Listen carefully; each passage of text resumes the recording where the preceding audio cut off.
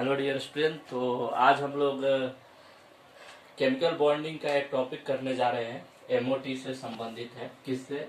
MOT से। इसका पहला वीडियो हमने देखा था जिसमें बॉन्ड ऑर्डर वगैरह कैलकुलेट करना हमने सीखा था। आज के इस वीडियो में हम लोग देखेंगे पैरामैग्नेटिक और डायामैग्नेटिक स्पेसीज क्या होता है। पैरामैग्नेटिक और डायामैग्नेटिक से भी क्वेश्चन पूछे जाते हैं केमिकल बॉन्डिंग में।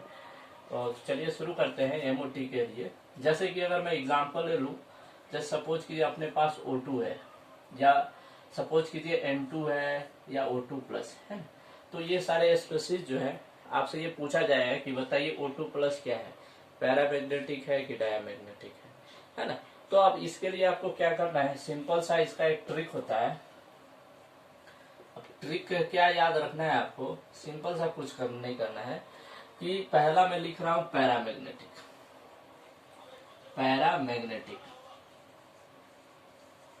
अब पैरामैग्नेटिक क्या होता है, इसको हम लोग इंग्लिश में बोलते हैं, सॉरी हिंदी में बोलते हैं अनुचुंबकीय। अनुचुंबकीय। अब अनुचुंबकीय या पैरामैग्नेटिक क्या होगा, तो आपको सिंपल सा क्या करना है, इलेक्ट्रॉन का सम करना है। इलेक्ट्रॉन का सम करना है। जैसे मैं N2 को कर रहा हूं तो N2 का कितना हो जा रहा है 14, 2 नाइट्रोजन। ऑक्सीजन का कितना, 8 दूना 16 में से गया 15 है ना। तो आपको क्या करना है, सबसे पहले इलेक्ट्रॉन का सम करना है ना। और यदि इलेक्ट्रॉन का सम, इलेक्ट्रॉन का जो सम हो वो कोई सा भी क्या आ जाए, अगर पैरामैग्नेटिक हो तो इलेक्ट्रॉन का सम आपका जो हो वो क्या हो, ऑड नंबर हो। ऑड नंबर है ना। ऑड नंबर जैसे कि मान लेते हैं 1, 3, 5, 7, 9, 11 है ना, ये सारा आ जाए है ना। 11, 13, 15, 17 है ना। तो ये जब आ जाए ऑड नंबर हो तब वो स्पेसीज क्या कहलाएगा, पैरामैग्नेटिक कहलाएगा है ना। पैरामैग्नेटिक, ठीक। कोई दिक्कत इसमें कि यदि इलेक्ट्रॉन का सम क्या हो जाए ऑड नंबर तो वो पैरामैग्नेटिक हो। जैसे कि मैं यहाँ एग्जांपल एक मैंने लिया है O2 प्लस। O2 प्लस तो 8 दूना 16 है ना, 8 दूना 16 और प्लस चार्ज का मतलब क्या है कि एक इलेक्ट्रॉन रिमूव हो गया है, तो ये कितना आ जाएगा 15। और 15 क्या होता है, ऑड नंबर होता है। तो जब भी ऑड नंबर आए बच्चों तो वो क्या हो जाता है, हमारा पैरामैग्नेटिक हो जाता है ना। अब दूसरा इसमें क्या हमने पढ़ना है, ये पैरामैग्नेटिक हो गया। अब दूसरा जो हमको पढ़ना है वो है डायामैग्नेटिक। डायामैग्नेटिक, तो डायामैग्नेटिक में आपको क्या रखना है, जैसे डायामैग्नेटिक को हम हिंदी में क्या बोलते हैं, प्रतिचुंबकीय। क्या बोलते हैं, प्रतिचुंबकीय। अब प्रतिचुंबकीय इसको हम लोग क्या बोलेंगे, डायामैग्नेटिक है ना। तो इसमें भी आपको क्या है, की पॉइंट क्या याद रखना है कि यदि इलेक्ट्रॉन का सम, इलेक्ट्रॉन का सम क्या हो जाए आपका, वो हो जाए इवन नंबर। इवन नंबर, कोई सा भी इवन नंबर हो जाए। इवन नंबर यानी कि सम संख्या हो जाए, ऑड नंबर यानी कि विषम संख्या हो जाए। तो इवन नंबर जैसे कि मैं बोल रहा हूं 2, 4, 6, 8, 10 और 12, 14, 16 और 18 है ना। तो ये हो जाए है ना, तो वो क्या कहलाएगा, डायामैग्नेटिक कहलाएगा। जैसे कि मैं एग्जांपल ले रहा हूं, सपोज कीजिए C2। अब मैंने C2 को बोल दिया, क्या हो जाएगा इसका, इलेक्ट्रॉन का संख्या इसमें तो 6 गुने 2 यानी कि 12। अब 12 हम देखेंगे तो क्या हो जाएगा, इवन नंबर है। अब इवन नंबर है तो C2 हमारा क्या हो जाएगा, यहाँ पे मैं लिख दे रहा हूं डायामैग्नेटिक। ठीक, एक और मैं एग्जांपल ले रहा हूं, कौन सा, N2। तो N2 में कितना हो जाएगा 14 और ये भी हमारा क्या हो जाएगा, डायामैग्नेटिक है ना। तो ये हो गया पैरामैग्नेटिक और डायामैग्नेटिक का कॉन्सेप्ट है ना। एक बार फिर से मैं बता दूं कि यदि इलेक्ट्रॉन का सम क्या हो जाए, ऑड नंबर हो जाए। ऑड नंबर जैसे कि 1, 3, 5, 7, 9, 11, 13, 15, 17, तो वो क्या हो जाएगा हमारा पैरामैग्नेटिक यानी कि अनुचुंबकीय हो जाएगा।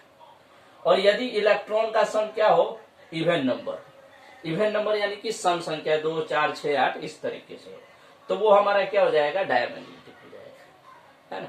तो ये आपका कॉन्सेप्ट होता है, ट्रिक होता है, कॉन्सेप्ट बोल सकते हैं इसको, ट्रिक बोलेंगे कि इलेक्ट्रॉन का सम देखना है अपने को। अगर इवन आ गया तो वो क्या हो जाएगा, डायामैग्नेटिक, और अगर ऑड आ गया तो वो क्या हो जाएगा, पैरामैग्नेटिक। अब इससे क्वेश्चन भी बहुत पूछे जाते हैं। आप जेई मेंस का पेपर खोल के देखेंगे, जेई एडवांस का पेपर जब खोल के देखेंगे तो आपको इसमें से क्वेश्चन बहुत मिलेगा, है ना।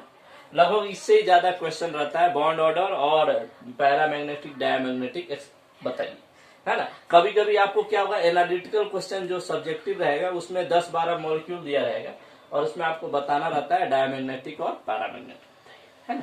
अब ये तो हो गया एक बात। अब इसमें बेटा एक एक्सेप्शन होता है। अब एक्सेप्शन क्या है वो मैं बता दे रहा हूं आपको। एक्सेप्शन क्या होता है बेटा, एक्सेप्शन है, ये जरूर याद रखिएगा। एक्सेप्शन क्या होता है इसमें कि O2, अगर O2 में अगर इलेक्ट्रॉन गिरेंगे तो ये 16 हो जाएगा, जो कि क्या होना चाहिए, इवन नंबर है, और ये होना चाहिए डायमैग्नेटिक, है ना। उसके अलावा एक और है B2, है ना, B2। तो O2 और B2, है ना, ये दोनों में इसमें देखेंगे तो ये 10 हो जाएगा, ठीक। अब O2 और B2 इसमें क्या है, 10 इलेक्ट्रॉन है, इसमें 16 इलेक्ट्रॉन है, ये दोनों होना क्या चाहिए, डायमैग्नेटिक।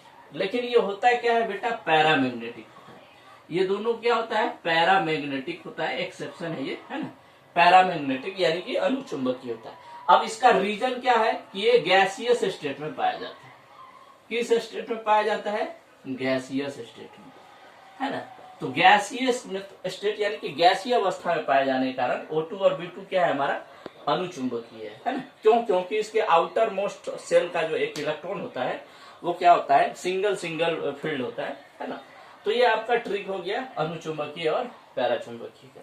अब कभी कभी क्या होता है, नीट के पेपर में अगर आप देखेंगे, इसको मैं मिटा रहा हूं, जैसे नीट के पेपर में क्या होता है बेटा, देखिए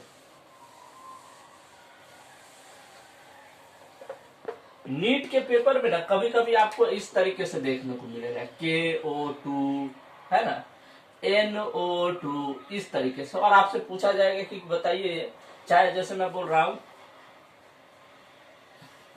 NO2 ही ले रहा हूं, NO2, है ना।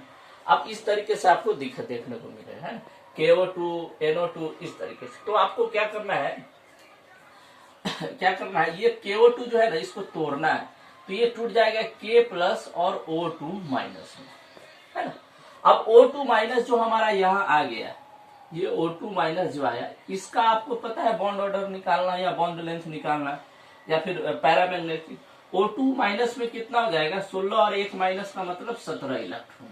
अब 17 इलेक्ट्रॉन हो गया तो इसका जो बॉन्ड ऑर्डर होगा वो कितना हो जाएगा, 1.5, है ना।